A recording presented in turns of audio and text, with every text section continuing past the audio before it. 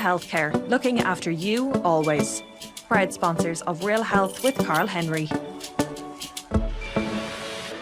Hello and welcome to Real Health with me, Carl Henry, in association with Leia Healthcare. Folks, before we go any further, the Irish Podcast Awards are coming up and we've been nominated for 2 podcasts in the health category and also in the Listener's Choice Award. If you have a minute, do me a favour and go on to the irishpodcastawards.ie/vote and vote for Real Health. We would really appreciate it. For today's episode, we've done lots of podcasts now to tackle the topic of female health, why women are different to men, and how understanding those differences can help boost your wellness. When it comes to exercise, should women really train differently to men? Well, this week I'm delighted to be joined by sports scientist David Nolan.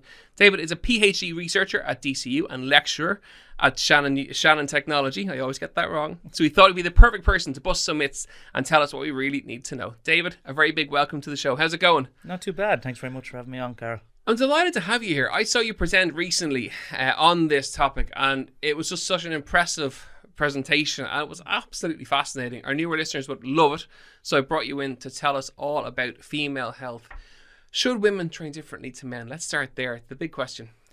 Yeah, it's an interesting question because we kind of hear these banal statements all the time of women are not small men and they have unique requirements, and that is true in a sense, but the fundamental question of do they need to train differently or exercise differently is something that I've been working on through my PhD, and there's other research groups working on it. And I suppose first we need to frame the conversation that this is a complex area. When we look at female physiology, female health and exercise, it's a complex area. There's a lot we do know, but there's a lot we still are yet to know, because arguably females have been underrepresented in the research to date.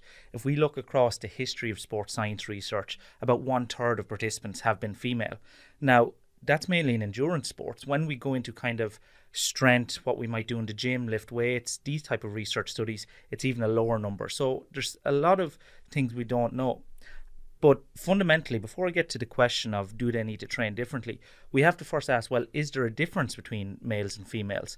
And yes, there is. There's drastically different physiology and anatomy between males and females. And we see this right from birth, essentially. So obviously, before birth, there's in males a surge of testosterone, and that can cause differences. But then when we undergo puberty, we really see the anatomical and the physiological differences really divide. And what I mean by that, after puberty, when we get to kind of late adolescence and adulthood, males have higher levels of muscle mass. Their bones are stronger and longer. Their tendons are stronger. We have different structures. If we look at the hip width of males versus females, on average is different. So on average, we have drastic differences between males and females in the physiology. So that then leads to the question, well, do these differences, say, confer an advantage in sport? And we see with males on average are faster, stronger, more powerful, just due to these differences in physiology. And then with females, we also have the role of the menstrual cycle or maybe hormonal contraceptives. And we can talk about that a little later. But these are the type of questions we need to understand in our research. So if we know males and females are different and we see that they perform differently in sports, that may lead us to think, well, then females must need to train differently. When we look at all the research that directly compares males and females following the same program, we see that males and females actually respond quite similarly to, say, resistance training in the gym. Yes, males may grow more absolute muscle and more absolute strength in terms of the actual numbers. But when we look relatively in terms of when we understand that females at baseline are smaller and have lower levels of strength, when we look at the relative percentage increase, females are just as capable of increasing strength and muscle mass at similar rates to males when following resistance training. So we don't tend to see a unique requirement there in terms of to grow muscle or to grow strength. We might see some differences in fatigue. So we tend to see that females are more fatigue resistant, that when we get them to do the same kind of challenges, that the fatigue slower compared to males. Now, there's a few caveats to that as well. All the research has been done in kind of isometrics. So what people might know is if you hold a plank or if you do a wall sit, where you're trying to exert force but you're not actually moving up and down, that's an isometric contraction. Females are slower to fatigue in that. But when we go into more dynamic stuff, which we'd all kind of would associate with what we normally do in the gym, squats, push-ups, that kind of things, doesn't seem to be a difference there. And the question has to be asked then, is the difference due to differences in males and females, or is it that when we're lifting weights, if the females are lifting lower weights because they have lower levels of strength on average, well then that's globally less stress on the system. So the difference in fatigue might be that males on average just are lifting heavier. So that's one area. So when you look at the fatigue, maybe they need to train differently, but that's not well supported. And I think if there was one message we were to get out from early on, it's biological sex, whether you're male or female, is one factor to consider when you're putting together an exercise program, but it's only one of many. I think it would be rather insulting just to say, well, you're female, therefore you must train this way. No, everyone is an individual. We wouldn't do that with any male. We wouldn't do that with any individual athlete. We would just look at the individual, where are they weak, what are their goals, and we would treat the individual then. So I suppose for people listening in, if they watch Ireland's Fittest Families, for example, like that wall squat or the hang tough challenge, women generally perform really, really well on those challenges because they're slower to fatigue. Now, they're also lighter, potentially, but the strength to weight ratio, in theory is there, but they fatigue a little bit slower than men do. Yeah, that's potentially one of the mechanisms. And then there is also some research around pain tolerance and females potentially having a better pain tolerance. But again, that's kind of contended in the literature then as well. But they're the types of example that we'd see on the Fittest Family. And sometimes it's when we bring it back to body weight, to relative size, females can outperform males, even though that the male muscle on average might be stronger. As you said, these differences can represent and manifest as females outcompeting males in certain situations. And of course, body composition is another big difference between women and men. Women will naturally store and have more body fat and be more prevalent to storing body fat. Yeah, and that's an important consideration. And obviously, it's different for everyone, but women on average, or females I should say on average, are going to probably be 8 to 10% higher body fat than any given male. And that's because there is more fat need to be stored within the breast tissue and around the reproductive organs. But what that means is if we take the average, say, male and female athlete who would be regarded lean for their sport, the male athlete might be 10% body fat, where the female athlete might be 15 to 20% body fat. So if the two of those weigh the same body weight, say 70 kg, because of these innate differences in body composition, the male athlete will have a higher level of muscle mass compared to the female athletes, even though perceptually they might look at similar levels of leanness. And we know that fat tissue doesn't contract, doesn't allow us to move. It's muscle that allows us to move. So if you have a lower percent body fat and a higher percent of muscle mass, you're going to be able to jump faster or jump higher, run faster, and produce more power and force. And that's one of the advantages then as well. So talk to me about, shortening that gap between men and women. Is it the type of training that women should do to increase their strengths and increase their muscle mass? Or how do you shorten the gap between the two? Yeah, and I suppose the question is, do we view it as shortening the gap? Is that what we want to do, where we again treat people as an individual? It's a contentious issue, but there's a reason that we divide sport into male and female, and we won't go into that. But this, because obviously then you have the transgender in terms of where do they compete? Exactly, and it's people find it very, very contentious. But when you talk about the facts, we know that males do have an advantage within sport, and it varies between sport, and kind of the lower levels and the endurance sports, maybe 5 to 10% advantage, but it's up to 30-40%.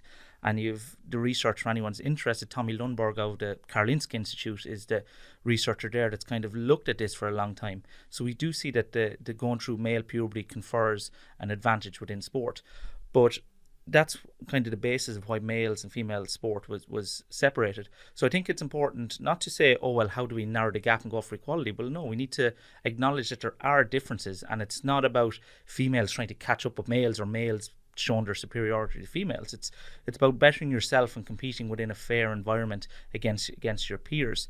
But for what I think would actually arguably make a big difference is some societal changes, in terms of, we see, say for example, that female athletes on average are 3 times more likely to rupture an ACL, so the ligaments around their knees that you often hear athletes rupture, than a male.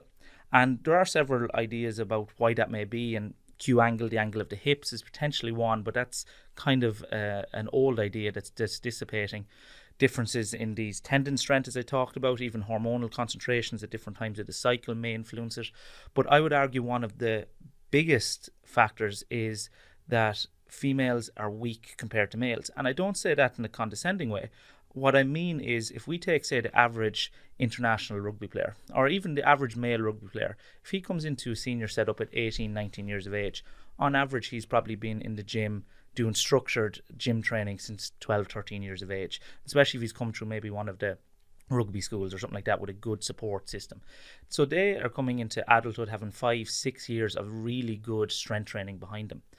Whereas if we take the average female rugby player that maybe comes into senior setup at 18, 19, we're lucky if they have 1 to 2 years. Most of them have minimal to no gym experience. So we're expecting them then to go out and play the same games, undergo similar demands of impacts and cutting and everything like this. And it's no wonder that the knees aren't strong enough to withstand the demands of the game. And we see these ruptures. And we see the same between weak and strong male athletes. Stronger male athletes have lower rates of injuries compared to the weaker male athletes. So that gap is, yes, there are some sex considerations, but I would argue what would make a bigger difference is if that we try to societally change that girls at 12, 13 years of age, it becomes commonplace for them to be doing structured S&C training, structured resistance training, to be lifting weights, to be doing squats, push-ups, the same as their male counterparts. So we get the same support structures and the same long-term athlete development pathways in place for our female athletes that we have for our male athletes. And that is changing, but I think there's a lot more that needs to be done there. Okay, so we're saying, yes, they're different, but in terms of training, they don't necessarily have to train a different way. That women and men, it should be down to goals, fitness levels, where you're starting from, what the end goal is, your end points, and all of those things. Chat to me around cycles, then menstrual cycles.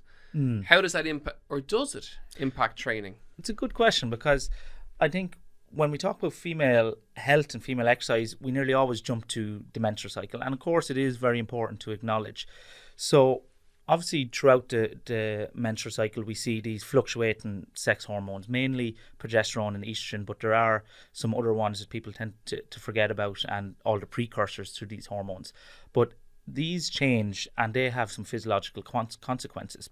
Now, there is this idea, when estrogen is high, maybe around ovulation, that it's more anabolic, that you're better able to train hard, you're better able to recover. And then when you're coming towards kind of the time around the period when we have the low hormone phases, that you're less likely to train hard and you wouldn't recover as well. And that's led to the idea of, well, maybe we should train differently at one part of the phase to the other. Now, there's an interesting dichotomy in the research. So when we use subjective research and we talk to a lot of females, we've done this, even some of our own studies out at DCU, we survey a lot of athletes, and we see that symptoms of the menstrual cycle are highly prevalent. And again, I don't need to list off all the symptoms, but your usual ones, cramps, fatigue, all these type of symptoms that we associate with the menstrual cycle are highly prevalent. And and athletes believe that, yes, it impacts my performance. When we bring large groups of athletes, or even just people who exercise, into the gym, and we test them at different phases of the menstrual cycle, we don't seem to have a consistent trend that, yes, one phase of the cycle is superior to the other for strength, power. Now, we must acknowledge that a lot of the research done to date in that area is of poor quality. So yes, that might change in the future when we do better quality studies. But we have this dichotomy that females say that, yes, the menstrual cycle is an issue. I feel it affects my performance. When we measure it in the lab objectively, it doesn't. Now, what I draw from that, and what people forget to acknowledge, it's highly individual. So anyone who is listening, especially females, well, particularly females, I don't need to tell them that every female is different in their cycle. So we have huge what we call inter and intra-individual differences. And what I mean by that, inter-individual differences, every female is different to every other female. Some females have a lot of symptoms, some have no symptoms at all and don't feel difference. Some feel really great at one part of their menstrual cycle, some feel terrible at the other. Others don't feel anything at all, no difference. So that's inter-individual, between differences. But we also have intra or cycle-to-cycle variations, where 1 month they're feeling great, next month they could have a load of symptoms. So we've a huge degree of variation between individuals and between cycles. So what that means in research, when we bring a big group of people in the lab and we try to find average differences, there's too much variation going on. So I can't say, well, on average, the average woman or the average female will experience this, because there's so much variation. So what does it mean? It means that we can't give blanket recommendations. And anyone who's saying that because you're female, you should train this way in the follicular phase and this way in the luteal, you can't say that. We don't have the evidence and science to say that. What we can say is we acknowledge that for a certain proportion of people, yes, there is an effect, and you may need to maybe adjust your training. But what's the best thing you can do is track your menstrual cycle, preferably over a long period of time, 3 to 6 months minimum, and try identify patterns. And if there's a consistent pattern of, you notice, well, around ovulation, I always feel great. A couple of days out from my period, I have bad PMS, it affects my training, then implement individual coping strategies. If you identify that my menstrual cycle doesn't really affect my performance at all, so should I change my cycle or training just because potentially the science says no? You've identified that you as the individual, you're one of those people that arguably you could say lucky, that has minimal symptomology because of their menstrual cycle. So that's something that's being acknowledged. You can't do a blanket recommendation. Now, we may in the future show that phase-based training, as it's called, adjusting training around the menstrual cycle, is superior. And there's certain sporting organisations, it looks trendy now, and there's companies trying to sell this. I can say conclusively that the experts in the field would conclude at the moment there are no evidence-based, scientifically backed recommendations we can make for either nutrition or exercise recommendations around the menstrual cycle that can be a heuristic or a blanket recommendation. We can only look at individual cases. And then I suppose the other side to that coin that people don't talk about is hormonal contraceptives and oral contraceptives, because we always talk about the menstrual cycle, but we forget that roughly 50% of the population, female population, that are, I should say, premenopausal, are on hormonal contraceptives. And we see even potentially higher prevalence in athletes. So the oral contraceptive user, if we talk about, say, the menstrual cycle as a hormonal profile, so a female's hormonal profile, well, you look across all females, oral contraceptives are the second most common hormonal profile you see. And these have some ramifications as well, because when if we take kind of the most, what we argue is the common one that people take now, which would be a second generation monophasic pill, which most people you take for 21 days in either 7 days off or just 7 sugar pills, placebo pills. That's what most people will take, and you take your pill-free days, and some people don't, but that's what they prescribe you should do. Well, essentially you're putting in there a synthetic form of estrogen and then a progestin along in there that mimics the endogenous or the natural hormones we produce in the body. You ingest those at a certain level every day, and it basically downregulates your endogenous, what you naturally produce of estrogen and progesterone. And then this obviously has contraceptive effects, but I think we should acknowledge that people take oral contraceptives for a multitude of reasons. Contraception is one, but there are many reasons. It might be to alleviate symptoms of the menstrual cycle, might be to control the period, that if you're an athlete, you prefer that you know when you're going to have your... It's not the period when it's on those pill-free days. It's a withdrawal bleed. It's not actual a period. Just people see those as synonymous and think, well, on my pill-free days, I bleed, therefore I've no menstrual dysfunction. That is a common mistake to make. It's just a bleed. It is not a period, so it potentially could mask menstrual dysfunction if there was something underlying there. But again, people then have this idea of, we see the naturalistic fallacy. People think, oh, well, it's hormones that you're taking into the body. It can't be good for you. We don't have long-term data around chronic use of oral contraception, so we can't say if it's good or bad long-term. We do know that there are a lot of positive effects from it, but when we look at exercise, we don't tend to see that much effect of oral contraceptive use, because people think, well, if you have the natural hormones going, you can get the benefits of that and you get better goals achieved or adaptations. But that doesn't seem to be the case. The evidence, again, is poor. We need much, much better evidence in this area. But we see that oral contraceptive users may present a slightly blunted response and adaptation. Now, it's very trivial, as in that's someone might gain a little bit less strength, might gain a little bit less muscle being on contraceptives compared to the, I won't say normal, but the human rate, just a naturally occurring menstrual cycle. But that's a trivial amount. If you're an elite athlete, yes, it makes a difference. For the vast population, it's so trivial that practically it's irrelevant. So again, because the studies are so variable and the difference is so trivial, our recommendation again is treat the individual. Because you could say, well, it makes, if you take an oral contraceptive, say even if I have an elite athlete, you might say, well, you might blunt your muscle growth slightly. But if we take you off contraceptives and you're someone that gets debilitating symptoms in menstrual cycle, well then there's a week every month you're probably not going to be able to train. You're going to gain a lot less muscle and strength because of those symptoms of your naturally occurring menstrual cycle compared to the slightly blunted oral contraceptive use. So again, it's about treating the individual. But what we see is oral contraceptives, to sum it up, may slightly blunt adaptation, but then across the phase, doesn't seem to be a difference between pill days versus non-pill days, between active and non-active pill days.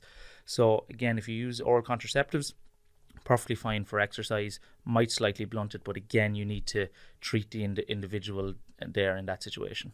Folks, you're listening to Real Health with me, Carl Henry, in association with Leia Healthcare. So David, what you're really saying is get to know your body. That, you know, there no one can say to you, women, in terms of how you react and how your body reacts to the menstrual cycle and all of that, and to track your training and track your menstrual cycle and try and match the two together over a period of 3 to 6 months and get to know you. I think and so. Build your training program or adapt it if needs be around how you react. That has to be, because I think we're getting more people that are very vocal around, you know, female sex differences in terms of doing the best for females in terms of menstrual cycle and contraceptives, and that's brilliant. We need people to be more vocal, but a little bit of knowledge is dangerous in a lot of cases. And the problem we're having, and I think it's almost insulting, we have people reading the textbook definition or the textbook of this is a menstrual cycle, these are what the hormones do, and like it's 28-day cycle. Again, that's on average across the population. We class a normal menstrual cycle as anywhere from 21 to 35 days, and that varies again month to month with the female. So I find it nearly insulting if someone comes along and you have an individual in front of you saying, well, actually, I don't find that my period affects me, or I don't find around ovulation that I am much better. And they say, well, hold on, no, look, it's a textbook. You're a female, therefore, you know, at ovulation, we know your estrogen is high, therefore you must be better. That, I think, is insulting. We need to treat the individual, understand that female athletes and females in general, they're not textbooks, they're not lab rats that just follow this nice homogeneous profile and every month is the same. We treat the individual in front of us, we learn about them, we help them learn their body, their individual cycle, or the effect of contraceptives and their form of contraceptive for them, and then we base the training. And again, just because they're female, that doesn't mean that all we should focus on is the reproductive side of stuff.